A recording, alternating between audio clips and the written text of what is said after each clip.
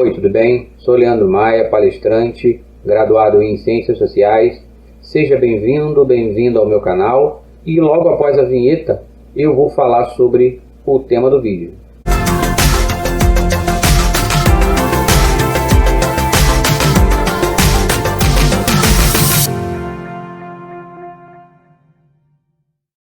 Bom, antes de começar, quero pedir para você deixar logo o seu like, para você fazer sua inscrição e ativar o sininho das notificações para receber os alertas quando tiver vídeos novos e lives aqui no canal, tá? Então, vamos começar.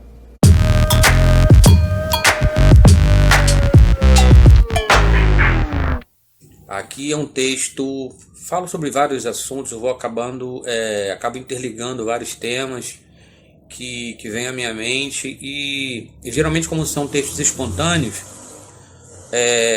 eu nem me cobro e nem posso ser cobrado por faltar algum detalhe, ter alguma incoerência, alguma imprecisão ou quem sabe alguma contradição, porque são textos geralmente espontâneos que eu só faço depois uma correção rápida ortográfica, né, e publico.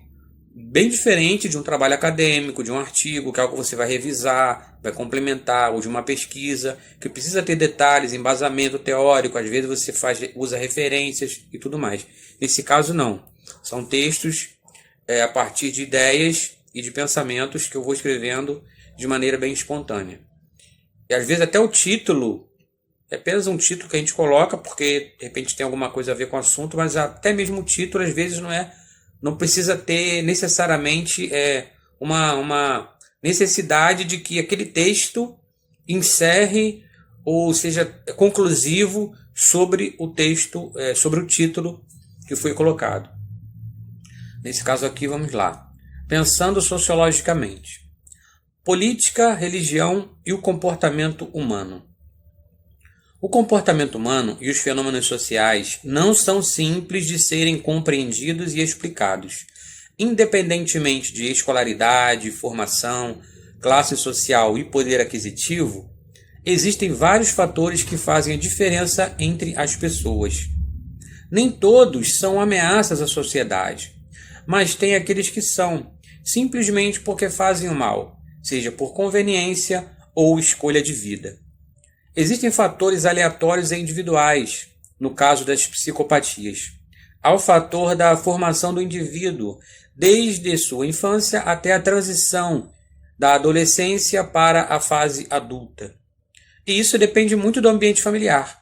Uns vivem num ambiente saudável, com respeito, conversa, educação, disciplina e bons exemplos, enquanto outros vivem num ambiente tóxico, com abuso, violência, uso e dependência de substâncias que causam conflitos e deixam traumas. Mas há também a responsabilidade do poder público, que precisa agir em conjunto e em parceria a partir de seus órgãos e instituições, com integração entre escola, família e as políticas públicas de educação, saúde, cultura, esporte, assistência social, trabalho e renda e também lazer. Instituições religiosas têm seu papel na sociedade, mas seus líderes precisam compreender que os governantes e políticos em geral atuam em nome do Estado, entre parênteses, município, Estado ou país, fecha parênteses, independentemente de quem esteja no governo. O poder público tem que servir a todos, independentemente de religião, ideologia e outros fatores. Não se pode misturar as atribuições políticas que devem assistir a todos com atribuições restritas às comunidades, denominações ou demais instituições religiosas, que devem atuar em nível do seu próprio grupo, não podendo intervir nas decisões coletivas que afetam a todos, meramente para defender seus próprios interesses. Resumindo, município, ou seja, cidade, Estado e União, no caso o governo federal, não podem privilegiar grupos de qualquer campo religioso, assim como não podem agir para prejudicar nenhum deles. Não deve existir uma religião oficial do Estado, isso é, governo, como ocorre em vários países. E sabemos que isso provoca censura, perseguição, prisões, torturas e mortes. Tudo feito em nome de Deus. Agora eu vou falar sobre o cristianismo.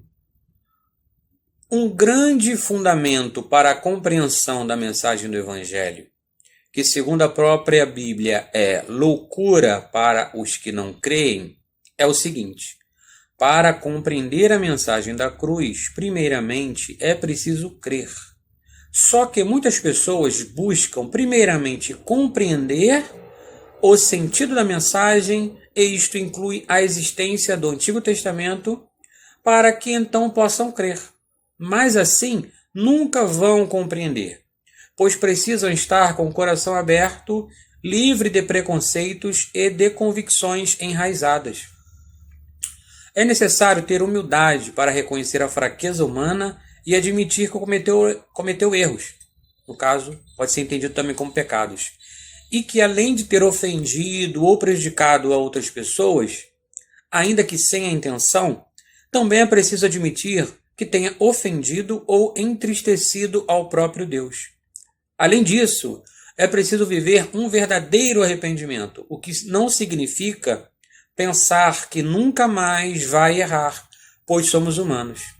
O importante e essencial é entender que Deus busca corações humildes e sinceros, e não pessoas perfeitas, santas e infalíveis. A partir disso, o que se segue é uma caminhada com erros, acertos, alegrias, tristezas, coisas que a Bíblia também anuncia. O ato de conversão não se dá instantaneamente e de modo definitivo. Pelo contrário, aprendi que é um processo ininterrupto que nos acompanha por toda a nossa vida, sem que tenhamos a certeza de alcançar. E isso acontece para que não sejamos arrogantes, orgulhosos e soberbos, pois assim perderíamos a salvação e nos comportaríamos como se fôssemos superiores aos outros, como se tivéssemos sido escolhidos ou os preferidos de Deus. Vivemos tempos difíceis, porém, para quem lê, estuda e medita sobre as Escrituras, sabe que há advertência a respeito do engano, das falsas doutrinas, dos falsos profetas e também o alerta sobre a falta de conhecimento que leva o povo à destruição. Mas, infelizmente, muitos cristãos levam a vida como se Deus fosse lhes revelar sobre todas as coisas, e como se tivéssemos que misturar a espiritualidade, que é algo pessoal, com a religiosidade, que é relativo à comunidade de fé a qual pertencem, e com a política pública, que é proveniente do Estado, municipal, estadual e federal, independentemente de qual governo esteja em vigência. Enfim, as próprias paixões e preconceitos humanos contribuem para favorecer a alienação, a manipulação e o fanatismo, que são usados por líderes religiosos que se corromperam em troca de dinheiro e poder. E isso sim é o pior tipo de corrupção, porque usa a fé e a ignorância das pessoas para alcançar seus objetivos mais diabólicos, que são disfarçados com um discurso em nome de Deus, da família e da pátria. Slogan utilizado por líderes fascistas e nazistas. É só estudar a história, tanto na Bíblia quanto nos livros de história.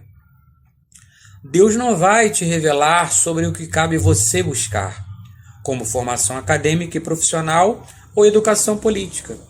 Muitos usam a fé para te manipular, inclusive em nome de Deus. Agora eu coloco aqui um trecho de um versículo bíblico como referência, né, sobre esse pequeno, essa parte final do texto aqui. Abre aspas. Mas ponde tudo à prova, retende o que é bom. Fecha aspas, entre parênteses, primeira carta aos Tessalonicenses, capítulo 5, versículo 21. Esse pequeno trecho está na nova versão internacional, que significa, para tudo que você ouvir, ler, assistir, enfim, que você coloque aquilo à prova, que você pesquise, reflita, duvide, questione, investigue. E no caso, falando do cristianismo, dos crentes e da Bíblia, conferir se aquilo está de acordo ou em contradição ao próprio texto bíblico e aos ensinamentos de Cristo. Porque a gente vai conseguir absorver coisas positivas e negativas na escola, na família, na sociedade, no trabalho, em todos os lugares. Agora, bom, esse é o pequeno texto, né, sobre alguns dos pensamentos que de vez em quando eu tenho, né? Claro, eu vou aos poucos acumulando estes textos para poder depois fazer um compilado, de repente utilizar esses textos que falam sobre determinados temas e de repente vir a escrever um livro e fazer essa separação por capítulos, utilizando esses textos de reflexões que sempre eu faço e, claro, complementar, mas aproveitar a inspiração desses textos que já foram escritos ao longo do tempo para publicar um material novo. Então, a minha intenção é refletir, propor o diálogo, o debate, seja o que for, nunca na intenção de trazer a minha opinião ou conhecimento como verdade absoluta, no sentido de tentar fazer a imposição desse meu ponto de vista para as outras pessoas, de forma alguma. Embora, às vezes, eu procuro sempre deixar claro que, caso pareça arrogante em algum momento, a intenção não é essa, né? A intenção é falar do que eu penso, do que eu sinto e do que eu aprendi, né? Mas sempre com honestidade. Isso é que é mais importante. Porque ainda que se você fala alguma coisa que não condiz com a verdade, você está equivocado, aprendeu de forma errada, enfim. Mas se você está sendo sincero e honesto, isso é considerável. Porque o mais grave é que hoje você tem pessoas com discursos demagógicos, manipulando pessoas de forma intencional, né? Com intenções, com terceiras intenções, propositalmente. E isso aí é que não é legal, né?